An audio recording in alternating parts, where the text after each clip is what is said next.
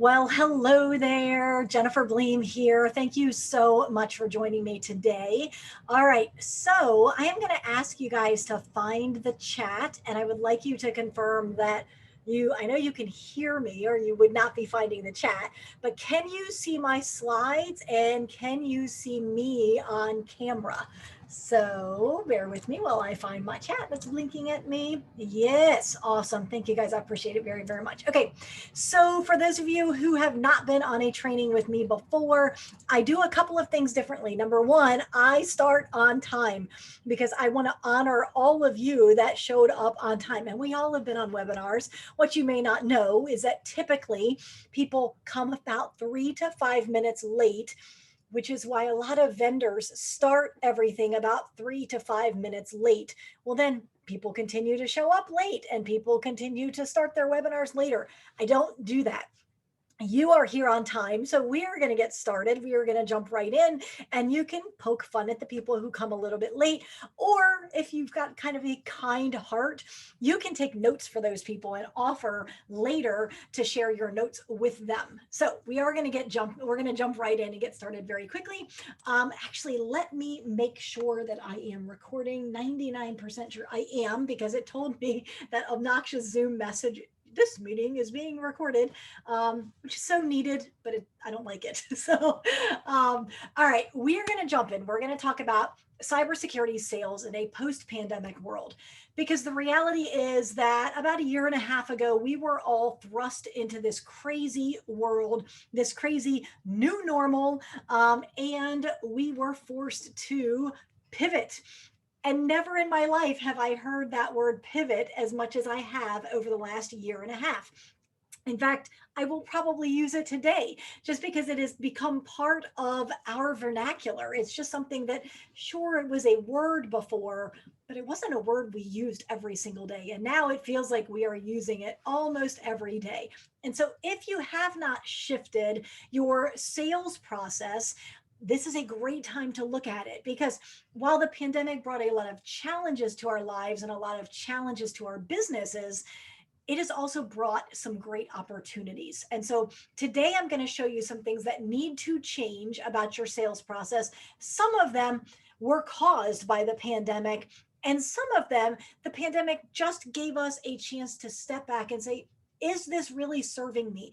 Is this serving my business? And so we're going to take a look at that from the sales standpoint and from your sales process. And we're going to make some changes today, because not only am I going to show you the 5 things that aren't working anymore, I am going to show you some things that are working very, very well. So let me introduce myself. Most of you know me. I recognize many of the names of the people that were registered, but I'm Jennifer Bleam. I call myself the Cybersecurity Sherpa. And what I do is I help MSPs and MSSPs climb the mountain.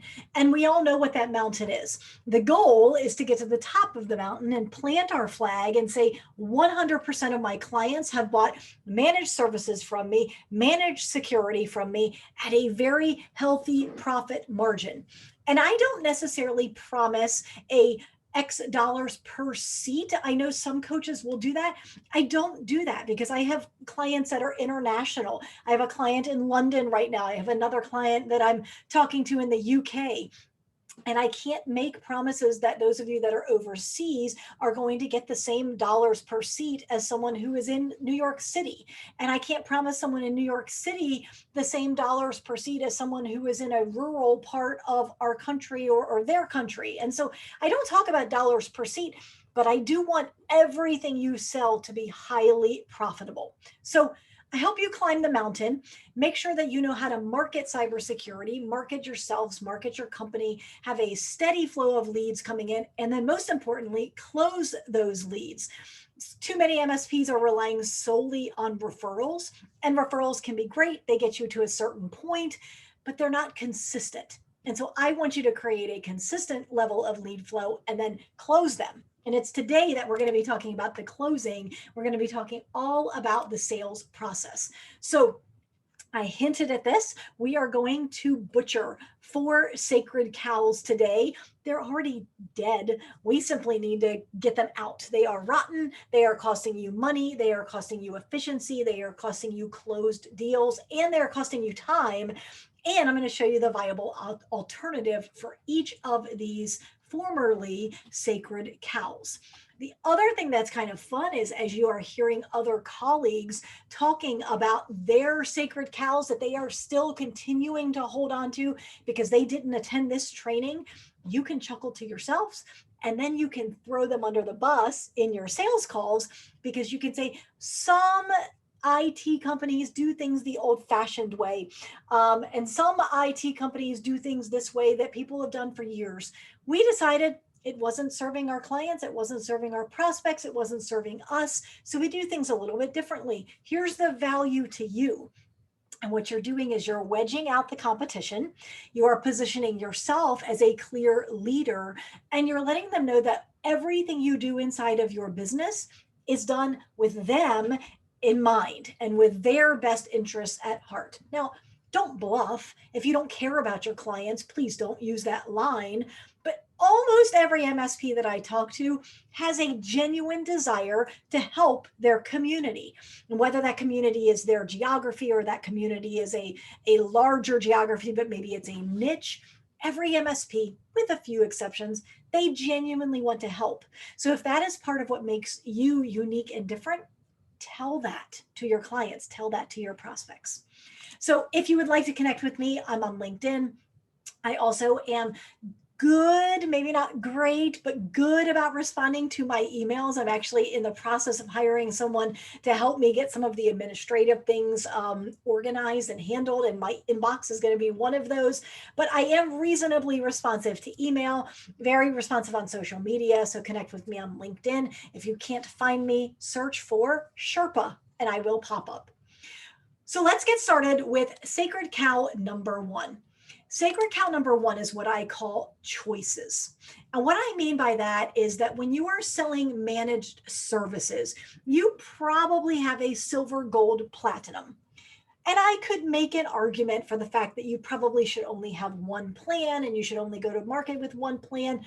But the reality is, most of you have a silver, gold, platinum, and most of you have systems and processes in place so that you can deliver 3 levels of service relatively effectively. Maybe you don't have all of your agreements set up in your ConnectWise or your Autotask instance.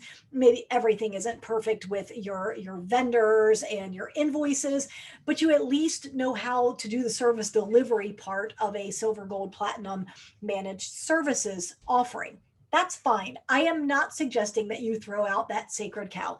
I could make the argument for it, but that's not what I wanted to talk about today. What I want to talk about today are choices when it comes to your cybersecurity offering.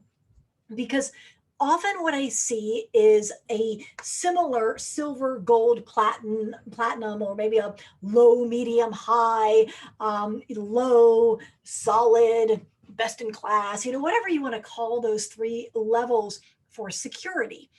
And the challenge becomes you could have a client that is on your high managed services, but your low cybersecurity, or your low managed services and your high cybersecurity. What happens is you end up having so many different flavors of your service that it becomes very, very difficult to deliver it, because let's say a security incident happens. Murphy's Law, that security incident is going to happen for one of the clients that is on your low offering for cybersecurity. But what if they're on your high offering for managed services? Well, that says all you can eat. Oh, but it's not really all you can eat because you only have our low cybersecurity. It just gets to be a mess very, very quickly. So what's interesting, I've now taken hundreds of MSPs through my methodology to help them figure out their packaging for cybersecurity. And they all start out, I think it's just ingrained at this point, they all start out with 3 levels, a low, medium, and high. And then as we rearrange things and as we talk through different client scenarios and different solutions that they're looking at, gradually everything starts to move to the middle. It's like, well, I know I said really only the high people needed endpoint protection, but I really feel like actually even the middle level people need it.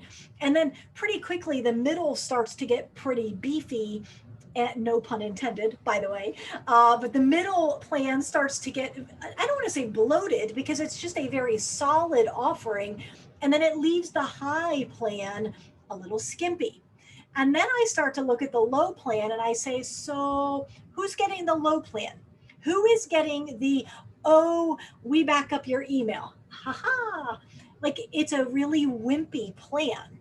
And so every time I rearrange this and we talk about it, I say, okay, let's look. We have a middle plan that's super healthy and we're confident that it's going to keep our clients safe. Who's getting the low plan? Who do you feel comfortable selling that low plan to? Would you feel comfortable selling that low plan to your sister or your mother or your biggest client? Would you feel comfortable with that? Would you feel comfortable if they had that on their home computer? And usually the answer ends up being no. And so we move everything from the low to the middle. And then they're like, well, the difference between the middle and the high is now there's not a whole lot of difference. And where we almost always end up, with one or two exceptions, is a solid, healthy cybersecurity plan with maybe a couple of riders. So there may be a incident response on-site rider, or there may be a rider for compliance, but everything else is one plan. And then what that means is that you are delivering a silver, gold, or platinum, and they either have cybersecurity or they don't. And so I want you to do away with choices, create a single plan, and then over the next quarter or two or three, depending on your clients, I want you to upgrade all of your clients to having your cybersecurity plan. So now there isn't a low with cybersecurity and a low without, and a medium managed services with and without security, and a high managed services with and with, because it just gets complex. It's crazy to try to deliver that. So I want you to figure out what your single plan is. That is the only choice, with maybe a compliance rider or incident response rider, but the core is one choice. And then I want you to set as a goal for either 1 quarter out or 3 quarters out to sell all of your clients into that managed security offering. And now you're back to only having 3 plans again, which you're used to running your business with only 3 plans. So that is sacred cow number 1, choices. Now, sacred cow number 2, this one's pretty easy and pretty straightforward. Focus. As we take a look at how hybrid workforce is in place, and we are now starting to see more and more managed service companies pitching their prospects remotely via Zoom, for example, or GoToMeeting or a Teams meeting, what you need to remember is that those sales interactions are not the same as face-to-face interactions. Let's face it, we've all been in a meeting and Teams pops up or Slack pops up, or we get a Facebook notification, or we get a critical email, or somebody walks into the office. Like all of these things are happening around that sales call today, if you are doing remote sales calls, and they weren't happening 2 years ago. And so it would be a mistake to just go back to normal and say, oh, we can just do business as usual, because you can't. You have to assume that if you are doing sales calls remotely, that they are distracted. So I will give you a case in point. I was on a sales call. I was the prospect and I was engaged. It was me, it was 2 or 3 people on the other end. And I was very interested in what they were selling me or attempting to sell me. And then all of a sudden, we started hearing a newscast. And we're all looking around, and I look at my phone's in airplane mode. We can't tell where the volume is coming from. And I say, okay, hold on a second. I'm like, I promise you, I wasn't like watching videos on Facebook during the sales call. I'm like, hang on one second. Well, I go to Chrome and I had 4 or 5 Chrome instances open, all with 15 or 20 browser tabs on it because I'm one of those users. And it was one of my Chrome browser tabs had just randomly started playing a news article. And the reason I knew it was me is it started talking about cybersecurity. And I was talking to a company about some kind of web SEO services or something. It was not their computer, it was mine, totally mine. I wasn't focused on it. I promise you, it was on a completely different screen. Well, I'm like, oh, hold on, I'm so sorry. I close all 4 instances of Chrome. I'm cringing because I'm like, I have no idea what all of those open tabs were. I'm going to have to find that shortcut that'll let me reopen Chrome. It's not the end of the world. I didn't just lose documents, but I still lost a couple hours worth of open tabs and some research. I was no longer focused on that sales call. So I said, hold on, hold on, hold on. Give me a second. Let me just get back. Let me get back into what we were talking about. The last thing I heard was, and I was disciplined enough to bring myself back to the conversation. But your prospects aren't necessarily going to do that. So, what you need to do is bake into your sales process and bake into your pitch deck. If you have a pitch deck, you need to bake into that the ability to ask some questions. And you can even call on Anthony, would you help me understand how this impacts your department? Joseph, you mentioned you're in charge of this. Cindy, how about this? And so pull people into the conversation so that you don't lose them to the work that is around them or the phones that are dinging or the people that are interrupting your concentration because you want them engaged in what you are talking about. So that is the second thing. You didn't have to do that when you were in a board meeting because it would be a pretty rude person to pick up their phone and start playing Candy Crush in the middle of a board game or in the middle of a board meeting. But now they might be doing that. They might have it down here and you just think that they're looking at the camera, but they're glancing down at their Candy Crush every 10 seconds. And so bake that in, make sure that you are aware of that and pull people back into the conversation. Okay, buckle up and brace yourself because number 3, I am going to admit, I'm going to start to meddle. I am about to take a sacred cow that every sales trainer talks about and I'm throwing it under the bus because it no longer serves you.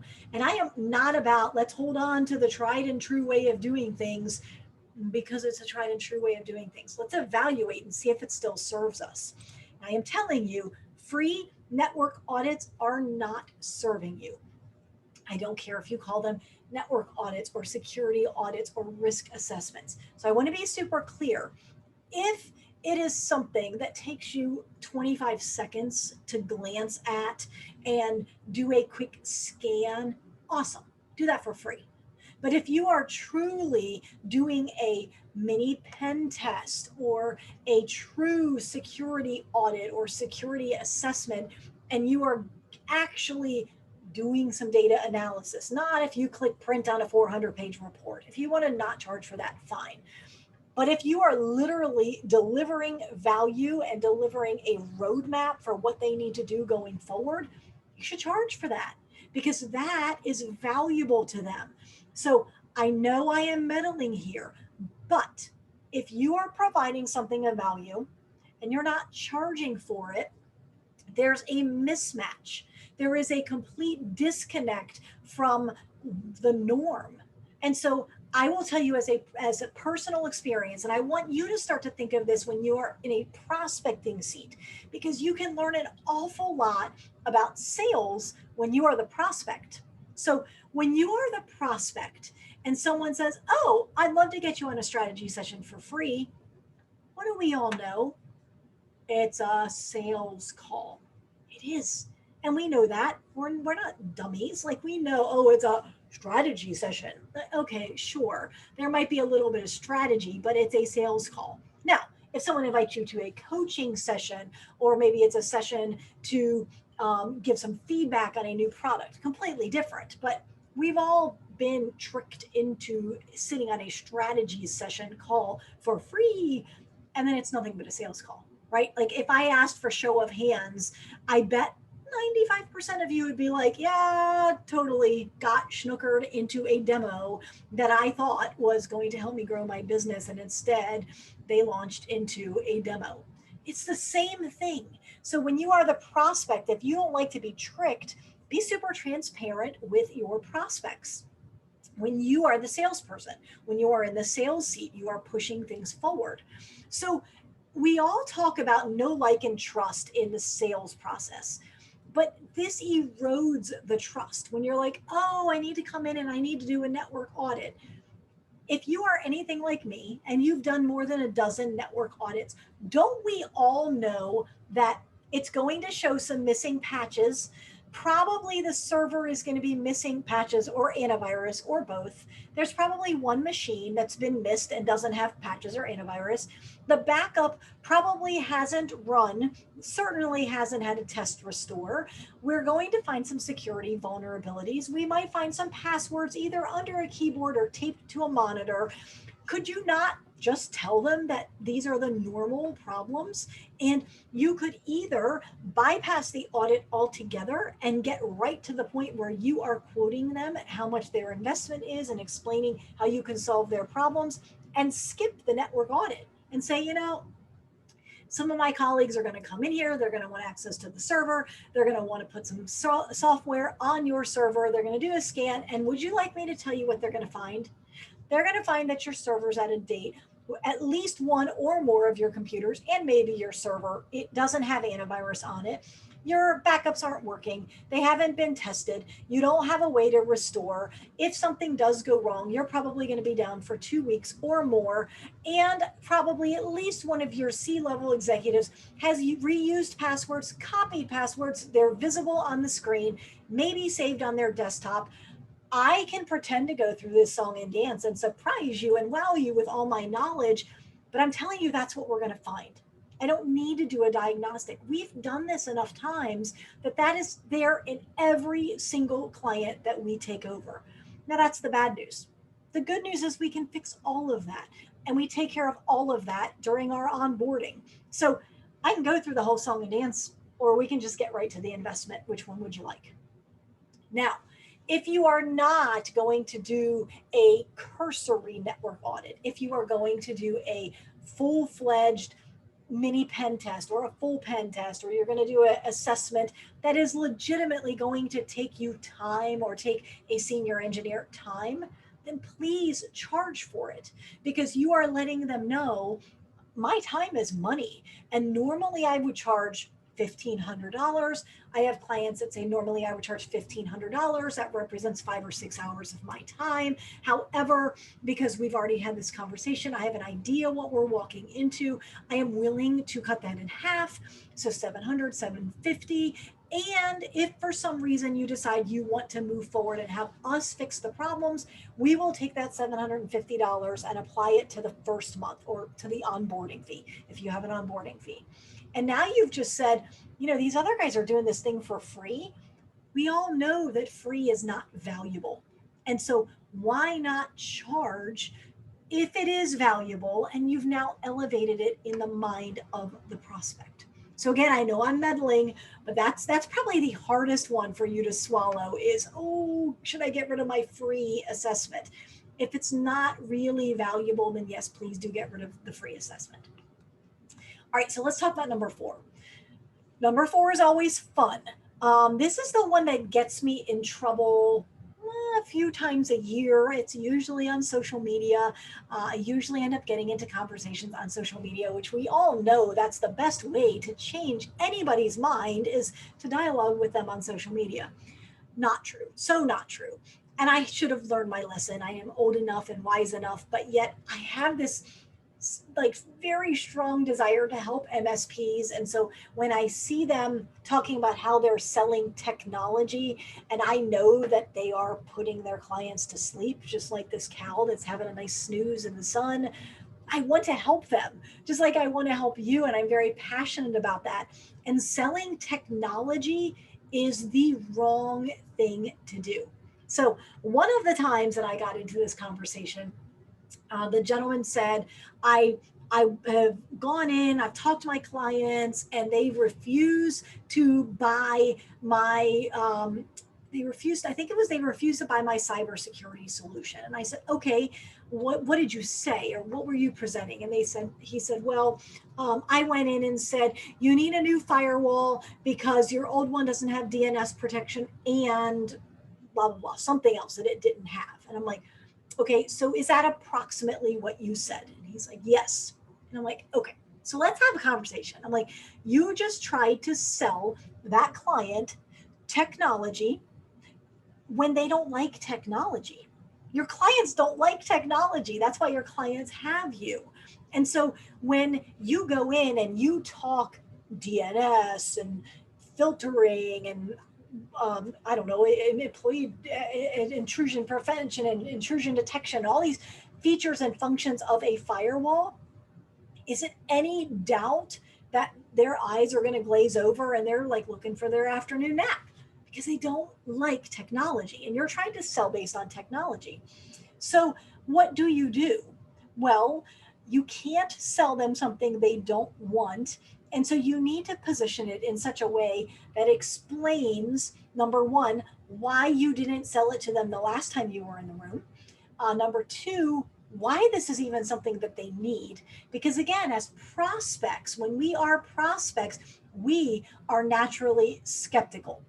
So if you are a homeowner, let's pretend that you are having someone come in the here in the States, it's the middle of the summer. Let's say that someone's coming in to service your air conditioner. We have someone on retainer. They come in theory, twice a year, once for winter maintenance, once for summer maintenance. And let's actually say it's for winter maintenance. And the air conditioner and heater technician says to me, hey, we really need to put this new thingamabob on because it's going to keep the natural gas from leaking and it could kill your kids. And I'm like, okay, how much is it? $1,500. I'm like, woo, because in my head, you were going to charge me 300 or 350 because I needed a new air filter. And now all of a sudden it's the 350 plus there's this large dollar figure on top of it. And I don't understand what you just said. There's a thingamabob, there's gas. I've never heard anybody talk about this before. Like, we're all still alive. Haven't heard that the next door neighbor's kids died. So now I'm really suspicious. I don't just throw out $1,500 because I don't have anything better to do with my money. So now I'm on the defensive and I'm saying, well, wait, hold on a second. Why is the gas going to leak? My furnace is new-ish. What is this thingamabob? Why didn't you sell it to me the last time you were here? And why have I not heard, like, on the news or something, that all these kids are dying in my neighborhood because of their furnace leaking? So do you hear how those are the exact same arguments that your clients say to you? Why do I need this? Why didn't you sell this to me the last time? Aren't I already paying for this? Is this really a problem? I don't think this can happen to me. The only things I'm hearing on the news have nothing to do with what you're trying to sell me. It's exactly the same scenario.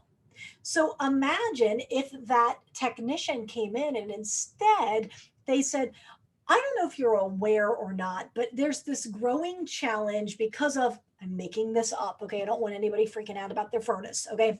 But there's this growing challenge because our winters are so cold here and it's so damp.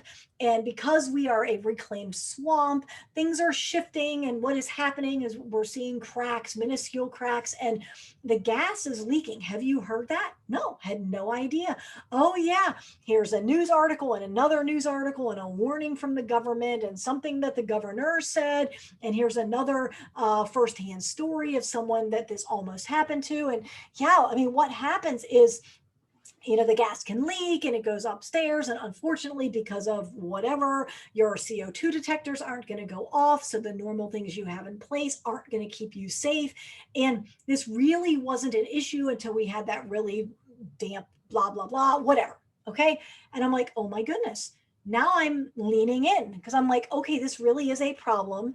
You couldn't talk to me about it 3 years ago because 3 years ago it wasn't a problem, but you've just shown me that it's happening and it could happen to me. Well, now I'm like, oh, wasn't expecting this, but I'd be kind of foolish to go, well, I don't care if my kids die because of gas. No, now I'm leaning in and I'm saying, okay, wasn't expecting this, but tell me a little bit more because I have a vested interest in what you're talking about. Now I'm emotionally invested in this conversation. So I want to take that out of the theory and I want to bring that down into real life. And I want to teach you a very simple sales process. And you can use the sales process. I always teach this as if you are selling your clients managed security. That is the biggest hurdle that I am still hearing inside the marketplace. So I always want to start there, but you can use this same exact process for selling managed services, for selling co-managed, for selling your wife on why you need to go out to dinner this weekend. I'm serious, try it. For selling clients on why they need to have a quarterly business review for you. Selling is selling is selling. I apologize. I always try to hit the mute button and that one snuck up on me. So I'm going to position this as if you are selling cybersecurity, but understand that you can sell anything using this very, very simple method. So at a high level, this framework is based on a book by Keenan. If you don't follow him on LinkedIn, I highly recommend that you follow him. It's called Gap Selling. And two cautions I would give you. This book is, oh, hold on, I've got a fly. I thought I killed it before we started. It clearly, either I just stunned it or it came back to life. Probably the former. So Keenan, two things I want you to be aware of. Number one, if you decide to read or listen to this book, there are a couple of chapters that are more geared towards selling to a very, very large company. And he starts to talk about identifying influencers, and obviously identifying the decision makers is crucial for any sale, but the influencers and the people who can go to bat for you, probably not quite as pertinent for you if you are selling to small businesses. So that's caveat number one, is you just may want to skip a couple of chapters. 80% of the book is fantastic for us.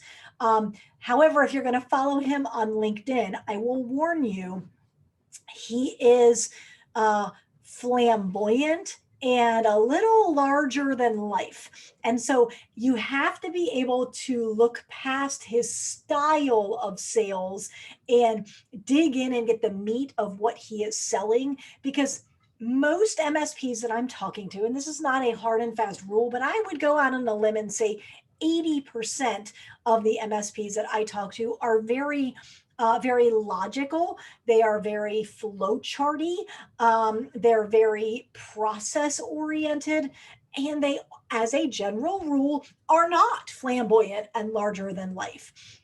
It's not a good thing or a bad thing. It just sometimes makes it hard to learn from a sales trainer who walks into the room and just dominates it. I mean, he's just larger than life. So definitely follow him, see past the crazy exterior and learn from him, because he's a phenomenal sales coach. So the framework and the concept is that there is always a gap between where your clients are and where your clients want to get to. And so before you can try to solve a problem for them, they need to understand that there is a gap. There is this giant Grand Canyon of a chasm that they may not even be aware of when you walk into the room. And so it is your job to show them that there is a gap there. So I call this revealing the gap. Then the second thing I want you to do is very, very hard, especially if you're logical and flowcharty. I know that's not a word, but it is now. Flowcharty. You can quote me on social media and tag me. I would love it. If you are logical, if you are very, I believe it is right-brained, where you're not super emotional, you just look at the facts and you make decisions. The feeling part of this can be challenging for you. So once you've revealed the gap, you need to help your clients feel that gap. And I'll show you how to do that. And then finally, the part we all love is the healing of the gap, which is the close. And it's so interesting because a lot of sales trainers pretend like you're marching down this path, and then there's this gate in the way, and then when you step through the gate, now we're in the close. Or even Sandler will present this as another part of the submarine, like we're magically at the part where we're going to ask them to close. And I see it very, very differently. You are actually going to be closing all the way through your presentation. You'll be getting the prospect or the client to make micro commitments. Do you see how that could be a problem? Do you see how that could affect our relationship as your trusted advisor, your partner in technology, and your ability to do business? Do you see how that could make it difficult for you to fulfill your role in the company? Do you see how that could impact your company? Is that an acceptable risk? Is that a risk we need to address today or this quarter or next quarter? All of those are micro commitments that are moving you closer to this wonderful close.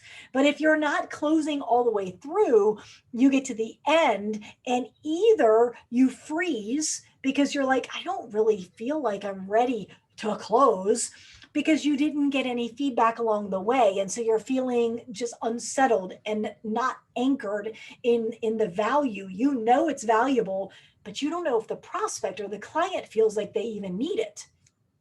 Or you get to the close, the end, the last part of your sales call, and you're just like, okay, so that's what we have. And you start closing everything up and you leave and you never ask if you can have their business. And so it's a very natural progression to walk down this path and do those micro commitments. And then you get to the end and you're like, well, you said that this was not acceptable and that this was a risk we need to address today, and that was unacceptable. And you even said something like, thank you for telling me, which of course we're going to do, because that's what we do for our clients. And really all I need to know is, would you like to know what the investment is? Because obviously this isn't free. And now you're in the close. But it isn't this magical, mystical, let's step through this gate on the path and now we're in, the fairy tale that we're closing. It's not how it works. So to recap, and then we'll dig into each of these, it is reveal the gap, feel the gap, and then finally heal the gap, which is the close, which is the fun part. That's when we get a new client, right? That's what we all want. But to get there, we have to go through those 3 steps. So the first one is to reveal the gap. And I'm not going to spend a ton of time here. You can email me and ask me for the slides. This will be uploaded to YouTube later today. But literally, you are asking great discovery questions. Questions like, do you know this thing about ransomware? Do you know what that is? Do you know how it works? Do you know how that would impact your company? What if you couldn't get to, and I don't really like saying your data, because you and I know what data is, but you need to translate it for your clients. So instead of saying, what if you couldn't get to your data, you need to say, what if one day you sat down at your computer and you could not open a single spreadsheet, Mr. CPA, or you couldn't open up a single Word document, the HR director, or you couldn't get to your strategic plans or your acquisition planning or your list of clients or your VoIP telephone system or your backup, or you need to break this down for them so that they understand, what is my data?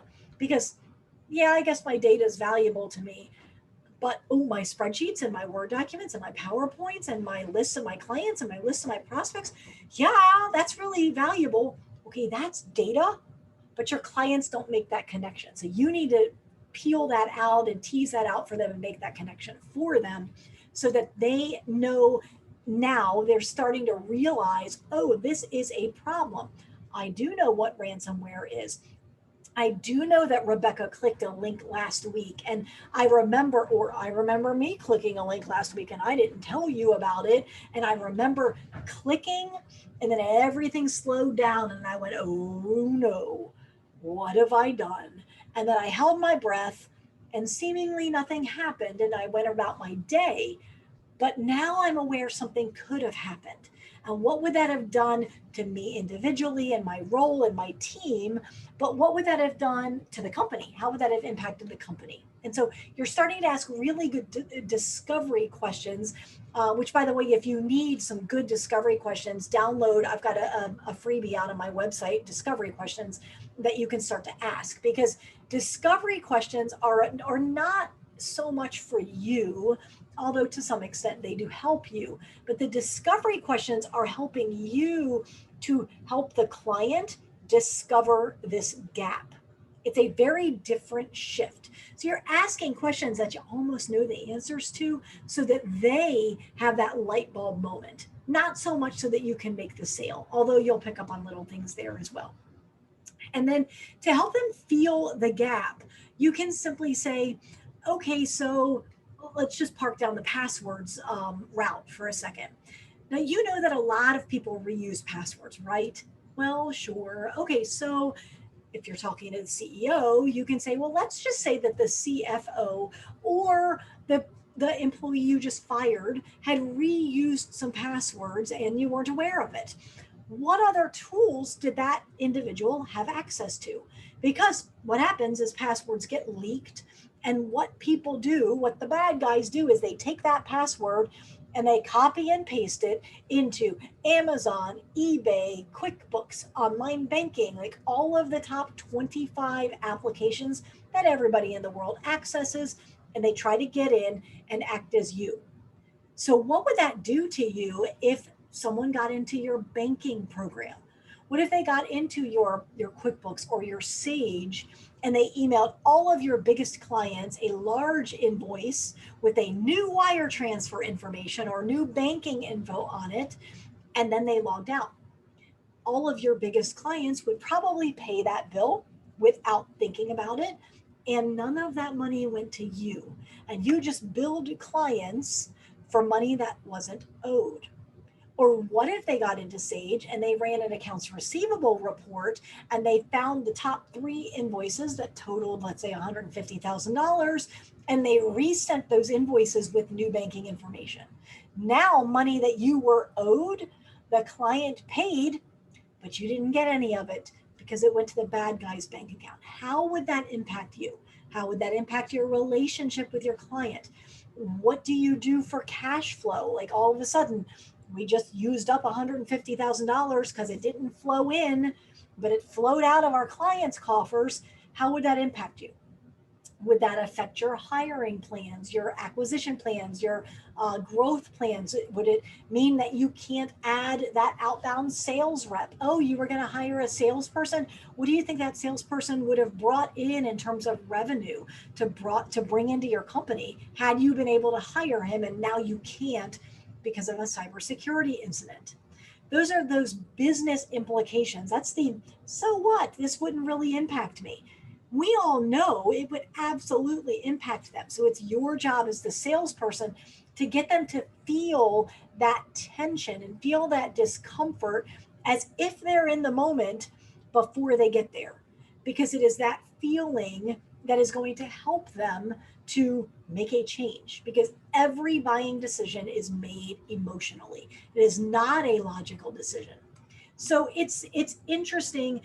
I get a lot of questions into my email and inside of my Facebook group about fear, uncertainty, and doubt in selling. And it's interesting because everybody is afraid of using this fear, uncertainty, and doubt in selling. And they want to use like the fairies and unicorns and, happiness and rainbows and kittens.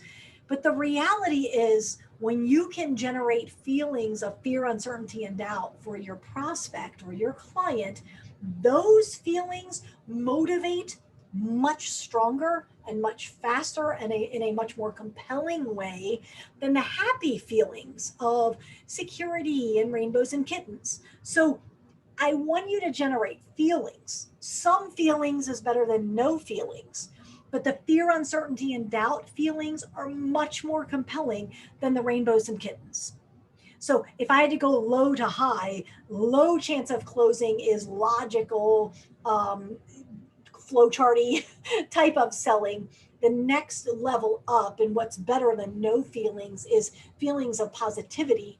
But the better feelings is walking them through, how would this impact your business? Who is going to call the clients? What are you going to do if this happens?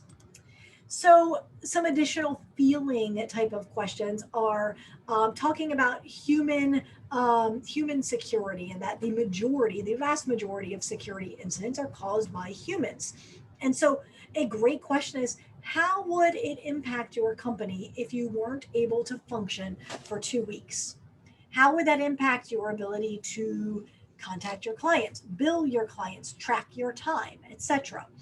And so it is important, again, for you to bring your clients into that reality before it happens and get their agreement that this is not okay and this would significantly impact our company, which, again, to come full circle, that is one thing that the pandemic has done that we can say thank you for, which is the fact that nobody can say, oh, 2 weeks isn't a long time.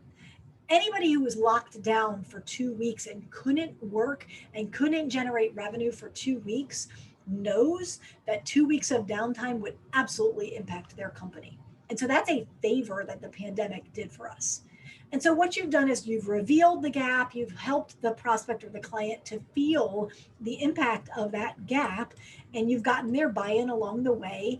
And so literally you now can heal the gap, which is the close.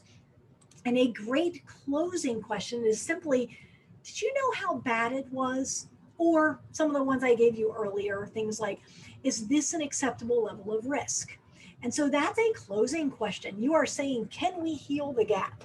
You thought coming in that you were over here in the land of fairy tales and unicorns and kittens. And I'm telling you that those unicorns are actually trying to kill you, and the kittens are actually bobcats in disguise. And I can get you over to the fairy tales and the unicorns and the kittens, but we've got to make some changes, and we need to do things differently because the bad guys weren't here 6 years ago. We need to always be staying one step ahead of them. Did you know it was this bad? Okay, some other options for healing that is, are those acceptable risks to your company today? Are you okay with this? Can you live with this the way that it is? And then simply a very quick question, would you like me to show you how we can bridge the gap? Or do you want me to show you how we can get from where you are today to where we just agreed you need to get to? And so it is that simple. Now, those are the 4 sacred cows. Some of them are very easy to root out. Some of them are going to require some thought. Probably the most thought are number 3 and number 4. Number 3 being, don't give your network audits away for free. And number 4 being, stop selling technology and shift your sales process around just a little bit. Now, I'm going to open this up for Q&A. You all probably know where the Q&A is. So I want to invite you. Now that I say you know where it is, I found the Q&A. Life is good. Before we open this up for Q&A, I want to take 3 minutes because there's a couple of you on the call that are in that 400,000, 500,000 and up revenue level. And for those of you that are there on this call, I want to make sure that you're aware that I offer a mentorship. It is not a coaching program. It is not a pre-recorded course. It is a mentorship where you get direct access to me. And so I walk you through my SMART system. SMART is an acronym. S is sales, M is marketing, A is accountability, R is recurring revenue and all of the various financial reports. And then T is time savers. And if you're curious what that would look like to work one-on-one with me, I literally take 10 MSPs into this program in any single time. Right now, I have the opening for 7. And so I do have a little bit of bandwidth to take on some additional MSPs to coach you, help you climb up the summit.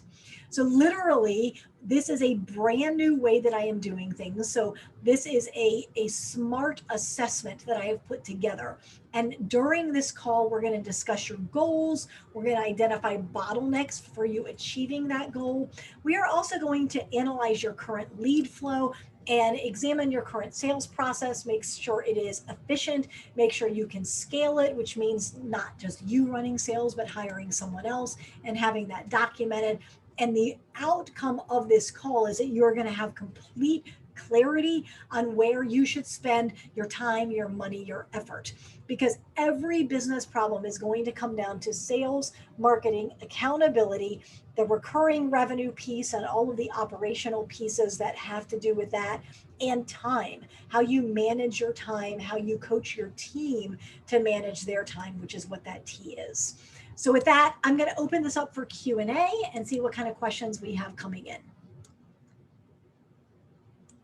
All right, so we have a question about network audit. So can you recap if we do not want to do the network audit for free? Okay, yeah. So if you don't want to do the network audit for free, so let me clarify.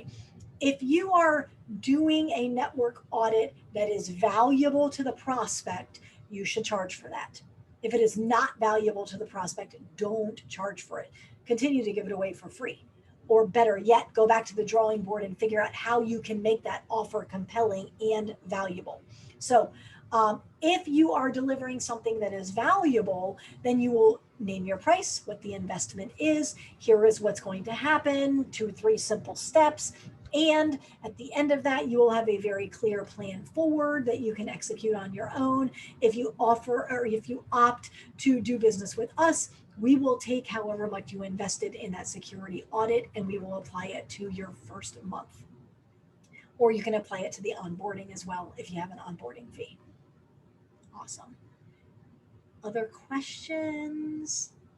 Looking at how we're doing on time. We're okay on time. All right, I'm not seeing any other questions. I may be giving you 10 minutes of your day back.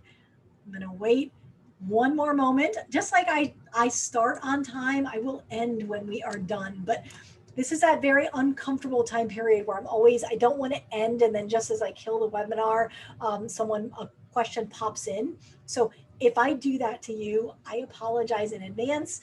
If I kill this webinar and you think of a question, then definitely reach out to me via email. Okay, so there were 4. So Bobby, you're saying you missed number 5. So there were 4. Number 1, number 2 was focus. I'm gonna go out of order. So number 2 was focus. Number 1 was choices. Eliminate the choices. The low, medium, high managed services is acceptable, but low, medium, high security is not. Number 2 was focus. Number 3 was network audit, and then number 4 was selling technology and not going in and building the value of your cybersecurity stack. So just 4. Yep, you are so welcome. Absolutely. Cool. Good. I'm so glad because I could have answered that via email, but it was 8,000 times faster to answer here live. So, all right. Any other questions? I'm going to wait for just a moment. If not, I will wrap up. Thank you guys so much for your time. I never take for granted the fact that you just gave me an hour of your time. That is truly your most precious resource. You can't get it back. And candidly, you can charge for it. So that is a gift that I do appreciate. So I'm going to wrap us up. If I do miss a question, please feel free to reach out to me via email, Jennifer@mspsalesrevolution.com. Have a great rest of your day. Take care.